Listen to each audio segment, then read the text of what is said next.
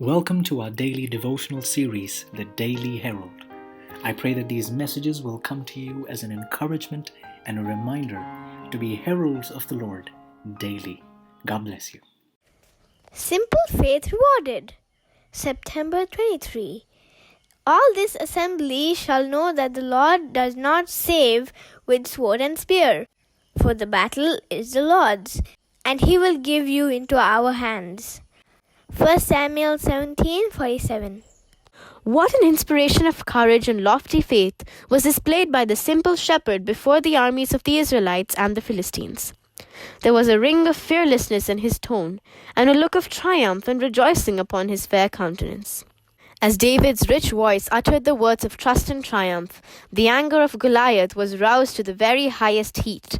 In his rage, he pushed up the helmet that protected his forehead and rushed with determined hatred to wreak vengeance upon his opponent. The son of Jesse was preparing for his foe.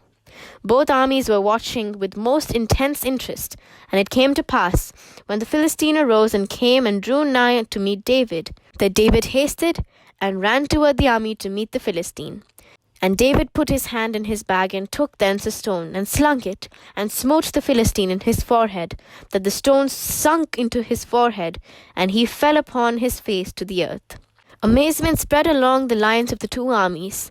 They had been confident that David would be slain, but when the stone went whizzing through the air, straight to the mark, they saw the mighty warrior tremble and reached forth his hands as if he were struck with sudden blindness.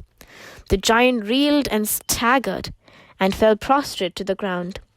David did not wait an instant. He knew not that life was extinct. He sprang upon the prostrate form of the Philistine, and with both hands he laid hold of Goliath's heavy sword. A moment before, the giant had flourished it before the face of David, with the boast that he would sever the youth's head from his shoulders and give his body to the fowls of the air. Now it served to work the will of the servant of God.